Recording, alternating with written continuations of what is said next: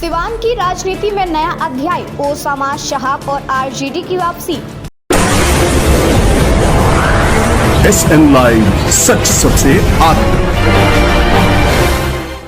सिवान जिले की राजनीतिक गलियारों में एक बार फिर हलचल मच गई है।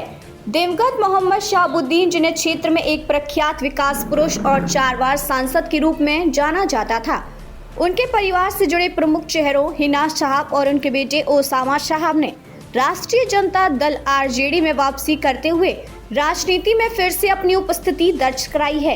इस कदम के पीछे छिपी राजनीति और आगामी चुनावों में मुस्लिम वोट बैंक को लेकर दल की आकांक्षाओं पर चर्चा की जा रही है। ओसामा शहाब, नई पीढ़ी का उदय। ओसामा शहाब, जो मोहम्मद शहाबुद्दीन के पुत्र हैं, उनके पिता की राजनीतिक विरासत को आगे बढ़ाने का प्रयत्न अब आरजेडी के मंच पर जारी है।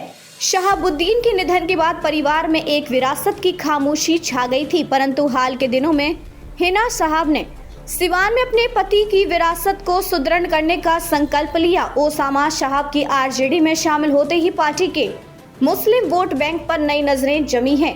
क्षेत्र के विश्लेषकों का मानना है कि ओसामा शहाब की वापसी से पार्टी को अपने आधार को मजबूत करने में मदद मिलेगी, खासकर ऐसे दौर में जब मुस्लिम मतदाताओं की संख्या में उल्लेखनीय वृद्धि देखने को मिल रही है। तेजस्वी यादव का स्वागत और नई राजनीतिक रणनीति। पूर्व डिप्टी सीएम एवं आरजेडी के वरिष्ठ नेता तेजस्वी यादव ने बुधवार की रात शहाबुद्दीन के परिवार के घर का दौरा किया। तेजस्वी यादव, जिनका नाम बिहार की राजनीति में हमेशा से चर्चित रहा है, उसने इस अवसर पर ओसामा शहाब का गर्मजोशी से स्वागत किया।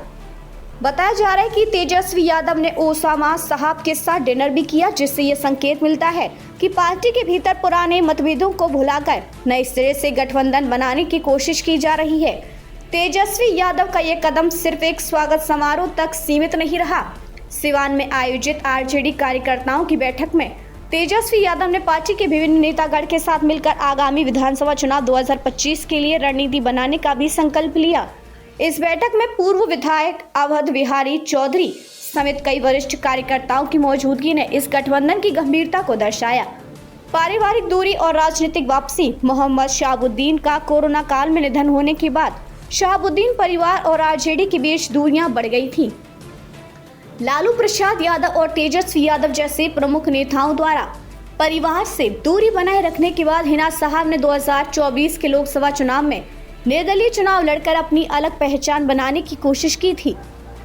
उस चुनाव में सिवान में आरजेडी को हार का सामना करना पड़ा था, लेकिन समय के साथ राजनीतिक समीकरण बदलने लगे और 2025 के विधानसभा चुनावों से पहले परिवार और पार्टी के बीच मतभेदों का समाधान हो गया। इस बदलते राजनीतिक परिदृश्य में हिना शहाब और ओसामा शहाब का आरजेडी में पुनः शामिल होना एक महत्वपूर्ण संकेत है। यह कदम न केवल शहाबुद्दीन परिवार की विरासत को सुदृढ़ करने का प्रयास है, बल्कि पार्टी के लिए भी एक रणनीतिक चाल है, जिसके माध्यम से वे अपने मुस्लिम आधार को पुनः सक्रिय करना चाहते हैं। मुस्लिम वोट बैंक पर बढ़ता दबदबा। सिवान जिले में मुस्लिम मतदाताओं की संख्या में उल्लेखनीय वृद्धि देखी जा रही है। राजनीतिक विश्लेषकों का मानना है कि मुस्लिम समुदाय की एकजुटता और वोट बैंक की शक्ति आगामी चुनावों में निर्णायक भूमिका निभा सकती है। इसी संदर्भ में तेजस्वी यादव और आरजेडी के अन्य नेताओं ने अपने क्षेत्रीय नेताओं और कार्यकर्ताओं को विशेष रूप से मुस्लिम वोटों पर ध्यान केंद्रित करने की सलाह दी है।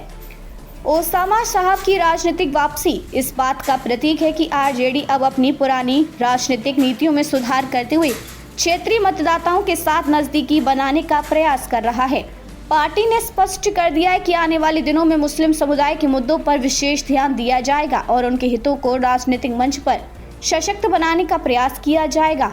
इस रणनीति के तहत तेजस्वी यादव ने पार्टी के भीतर मुस्लिम वोट बैंक की महत्ता को रेखांकित किया और बताया कि सिवान की राजनीति अब एक नए मोड़ पर पहुंच गई है। शहाबुद्दीन परिवार की आरजेडी में वापसी से राजनीतिक समीकरण में एक नया अध्याय शुरू हो गया है। ये कदम निश्चित ही आगामी चुनावों में एक महत्वपूर्ण भूमिका निभाएगा, परंतु इसके साथ ही कुछ चुनौतियां भी सामने आ सकती हैं। क्षेत्र के अन्य दल, विशेषकर भारतीय जनता पार्टी, भाजपा और अन्य स्थानीय दल और अपने रणनीतिक गठजोड़ों पर पुनर्विचार कर सकते हैं, ताकि वे भी मुस्लिम वोट बैंक पर अपनी पकड़ मजबूत कर सकें। देश और दुनिया की ऐसी ही खबरों को पाने के लिए जुड़े रहिए हमारे साथ। और हाँ, अगर आप वीडियो को फेसबुक पर देख रहे हैं तो हमारे फेसबुक पेज को लाइक करें, और अगर आप यूट्यूब पर देख रहे हैं तो यूट्यूब चैनल को सब्सक्राइब करना मत भूलिए। वीडियो को लाइक कीजिए, शेयर कीजिए और अपने कमेंट जरूर दीजिए।